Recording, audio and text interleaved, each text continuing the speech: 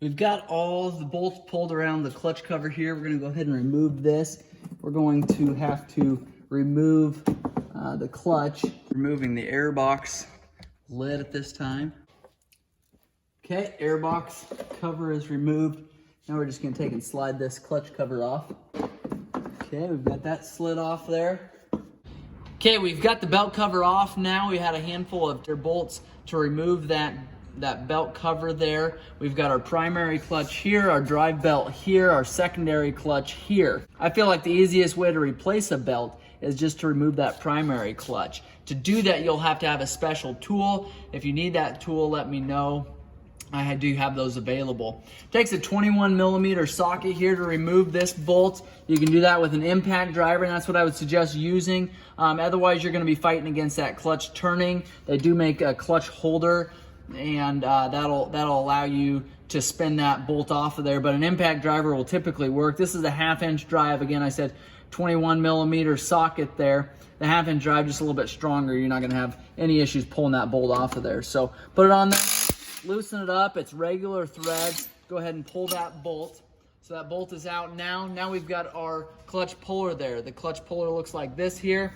It is a specialty puller. Again, I can get those for you if you need. Take and run those in.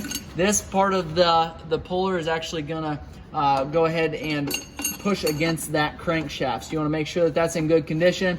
Make sure it's not smashed or grooved or any unusual marks on there, because you don't want to damage that crank. Now, once you're ready to pull that clutch, you can take, again, 21mm for this puller and run that in.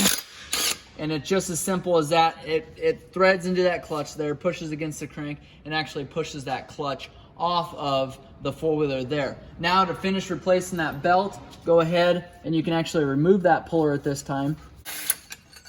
So puller is removed. We can take that clutch, slide it off. Now we can take our clutch. Now our primary clutch is out. Now to remove the belt, all you have to do is take and slide that out of that groove of that secondary clutch. Then you can just take that belt, slide it out of there, and replace your belt that way. You don't even have to pull that secondary clutch. If you do have to, it's just a 15mm bolt right there. Pull that bolt out there. You don't need any special tools to remove that secondary clutch. You can just take and pull that out.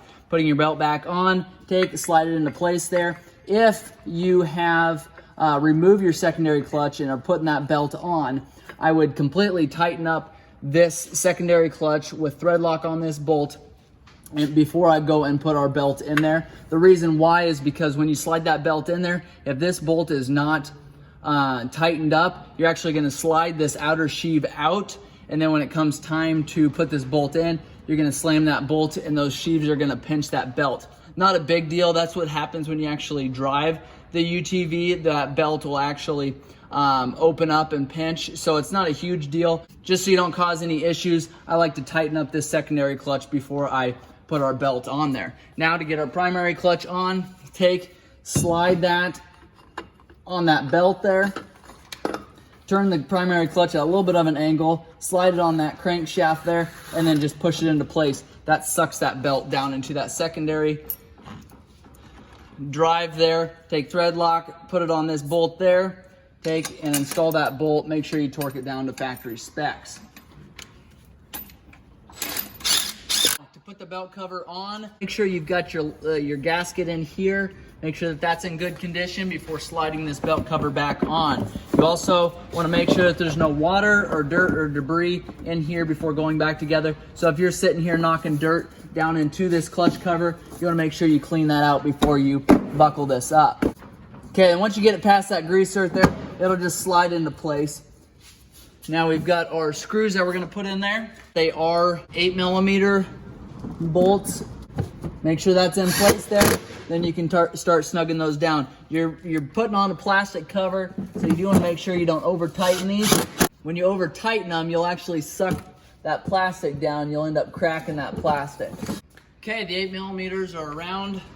That clutch cover are on. I've got a new air filter I'm going to put in there, and then we are actually going to be all set on this Polaris Ranger 1000. We've done the prop shafts on here. We replaced the belt. We've done service work. We've done an overview, and I've showed you a couple of tricks to this machine. I've showed you a couple things I didn't like. a couple things I did like. If this video has been helpful, make sure you like and subscribe. If you've got questions, make sure and leave those comments below. I appreciate you guys watching.